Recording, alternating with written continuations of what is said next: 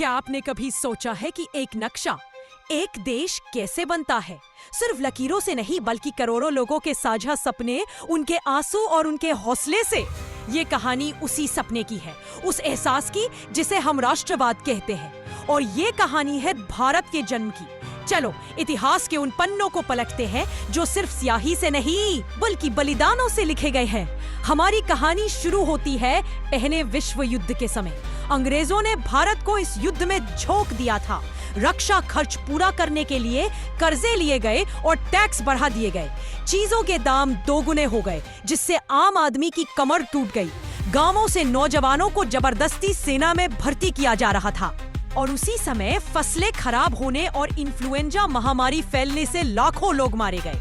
चारों तरफ निराशा और गुस्सा था। लोग एक मसीहा का इंतजार कर रहे थे। और फिर 1915 में दक्षिण अफ्रीका से मोहनदास करमचंद गांधी भारत लौटे।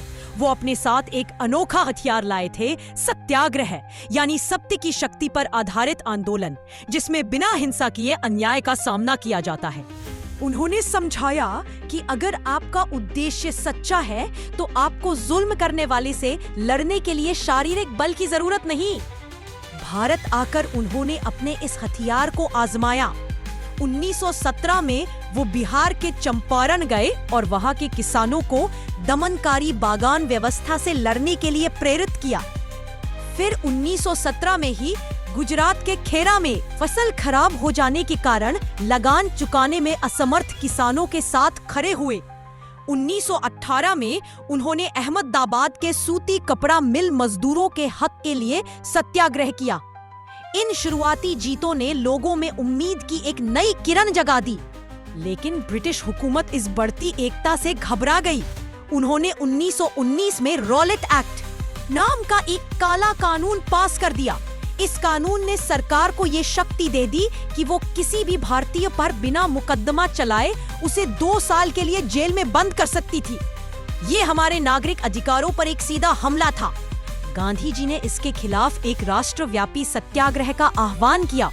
और फिर इतिहास का वो काला दिन आया, 13 अप्रैल 1919, बैसाखी का दिन। अमृतसर के जलियांवाला बाग में हजारों लोग शांतिपूर्ण सभा के लिए इकट्ठा हुए थे, जिनमें कई परिवार अपने बच्चों के साथ मेला घूमने आए थे। तभी जनरल डायर अपनी टुकड़ी के साथ वहां पहुंचा। बाहर निकलने के सारे रास्ते बंद कर दी और बिना किसी चेतावनी के निहत्थे लोगों पर गोलियों की बौछार कर दी। वो बाग जो कुछ देर पहले हंसी खुशी से गूंज रहा था, अब चीखों, खून और आंसुओं से भर गया। इस नरसंहार ने पूरे देश की आत्मा को झकझोर कर रख दिया। अब गांधी जी को यकीन हो गया कि भारत में एक बहुत बड़े आंदोलन की जरूरत है। इसी समय तुर्की के सुल्तान, जो पूरी दुनिया के मुसलमानों के खलीफा थे, पर अंग्रेजों ने एक सख्त संधि थोप दी थी। उनके सम्मान की रक्षा के लिए भारत में शौकत अली और मोहम्मद अली जैसे नेताओं ने खिलाफत कमेटी बनाई। गांधी जी ने इसे हिंदू मुसलमानों को एक झंडे के नीचे लाने का एक बेहतरीन मौका माना और उन्होंने कांग्रेस को खिलाफत आंदोलन का समर्थन करने और असहयोग आंदोलन शुरू करने के लिए मना लिया। ये आंदोलन एक तूफान की तरह पूरे देश में फैल गया। शहरों में हजारों विद्यार्थियों ने स्कूल कॉलेज छोड़ दिए, शिक्षकों ने इस्तीफे दे दिए, वकीलों ने अपनी प्रैक्टिस छोड़ दी और विदेशी सामानों का बहिष्कार किया जाने लगा। विदेशी कपड़ों की होली जलाई गई। लेकिन इस आंदोलन की आग गांवों में और भी शिद्दत से फैली। अवध में बाबा रामचंद्र के नेतृत्व में किसानों ने जमींदारों और तालुकदारों के खिलाफ बगावत कर दी, जो उनसे भारी लगान वसूलते थे। आंध्र प्रदेश की गुदेम पहाड़ियों में आदिवासियों के नेता अल्लूरी सीताराम राजू ने गांधी जी से प्रेरित होकर गुरिल्ला युद्ध छेड़ा, क्योंकि अंग्रेजों ने उन्हें जंगल में जाने से रोक दिया था, जिससे उनकी रोजी रोटी छिन गई थी। असम के बागान मजदूरों के लिए स्वराज का मतलब था कि वो जब चाहे बागानों से बाहर निकलकर अपने गांव जा सकते हैं।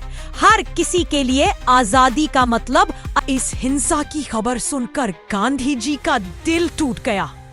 उन्हें लगा कि लोग अभी भी एक बड़े अहिंसक आंदोलन के लिए तैयार नहीं है और उन्होंने असहयोग आंदोलन वापस ले लिया। आंदोलन रुकने के बाद कुछ नेता थक चुके थे, तो CR दास और मोतीलाल नेहरू जैसे नेताओं ने कांग्रेस के अंदर ही स्वराज पार्टी बनाई ताकि वो चुनावों में हिस्सा लेकर सरकारी नीतियों का विरोध कर सके।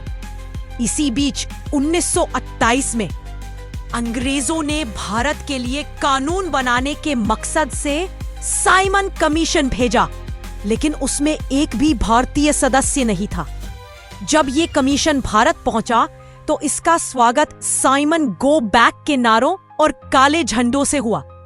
इस विरोध के बीच 1929 में जवाहरलाल नेहरू की अध्यक्षता में कांग्रेस के लाहौर अधिवेशन में एक ऐतिहासिक फैसला लिया गया। पूर्ण स्वराज का तय हुआ कि अब भारत का लक्ष्य पूरी आजादी है और 26 जनवरी 1930 को पूरे देश में स्वतंत्रता दिवस मनाया जाएगा। अब देश को एक बार फिर से एक बड़े आंदोलन के लिए तैयार करना था। गांधी जी को एक ऐसा प्रतीक मिला जो हर भारतीय को जोड़ सकता था। नमक एक ऐसी चीज थी जिसका इस्तेमाल अमीर गरीब सब करते थे और अंग्रेजों ने इस पर टैक्स लगा रखा था। गांधी जी ने इस अन्यायपूर्ण कानून को तोड़ने का फैसला किया। 12 मार्च 1930 को उन्होंने अपने 78 साथियों के साथ साबरमती आश्रम से अपनी प्रसिद्ध दांडी यात्रा शुरू की। 240 मील की ये पदयात्रा 24 दिनों तक चली। रास्ते में हजारों लोग उनसे जुड़ते गए। 6 अप्रैल को वो दांडी पहुंचे और समुद्र का पानी उबालकर नमक बनाया। ये सिर्फ एक मुट्ठी नमक नहीं था, ये ब्रिटिश साम्राज्य की नींव पर एक शक्तिशाली प्रहार था। यही से सविनय अवज्ञा आंदोलन की शुरुआत हुई। इस बार लोगों से न सिर्फ असहयोग करने बल्कि औपनिवेशिक कानूनों को तोड़ने का भी आह्वान किया गया। देश भर में महिलाओं ने पहली बार बड़ी संख्या में घर से बाहर निकलकर इस आंदोलन में हिस्सा लिया। लेकिन इस आंदोलन की भी अपनी सीमाएं थी। देश का एक बड़ा वर्ग, खासकर दलित समुदाय, इससे अलग महसूस कर रहा था। दलित नेता डॉक्टर BR अम्बेडकर अपने लोगों के लिए अलग निर्वाचन क्षेत्र चाहते थे ताकि वो राजनीतिक रूप से मजबूत हो सके। इसको लेकर गांधी जी और अम्बेडकर के बीच मतभेद हुए और अंत में 1932 में पूना पैक्ट पर हस्ताक्षर हुए, जिससे दलित वर्गों के लिए प्रांतीय और केंद्रीय विधान परिषदों में सीटें आरक्षित कर दी गईं।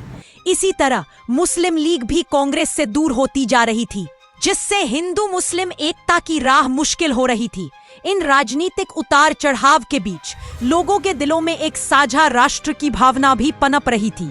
ये भावना लोक कथाओं, गीतों और प्रतीकों से मजबूत हुई। बंकिम चंद्र चट्टोपाध्याय के गीत वंदे मातरम ने पूरे देश में जोश भर दिया।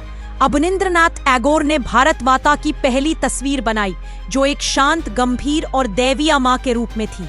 जैसे जैसे ये आंदोलन आगे बढ़ा, भारत माता की छवि हाथ में त्रिशूल लिए और शेर हाथी के बीच खड़ी एक शक्तिशाली महिला के रूप में भी दिखाई जाने लगी। इतिहास को भी एक नए नजरिए से देखा जाने लगा ताकि भारतीय अपने गौरवशाली अतीत पर गर्व कर सकें और इस गुलामी से लड़ने की प्रेरणा ले सकें। और फिर आया आजादी का आखिरी और सबसे बड़ा संग्राम, 1942 का भारत छोड़ो आंदोलन। दूसरे विश्व युद्ध के बीच गांधी जी ने अंग्रेजों को साफ कह दिया, भारत छोड़ो। उन्होंने देश को नारा दिया, करो या मरो। ये एक ऐसी चिंगारी थी जिसने पूरे देश में आग लगा दी। ये एक स्वतःस्फूर्त आंदोलन था जिसमें आम लोगों ने खुद नेतृत्व संभाला। अंततः सालों के संघर्ष, अनगिनत कुर्बानियों और अटूट संकल्प के बाद वो दिन आया जिसका सदियों से इंतजार था। 15 अगस्त 1947 को भारत आजाद हुआ। ये कहानी किसी किताब का सिर्फ एक चैप्टर नहीं, ये हमारी और आपकी पहचान की नींव है।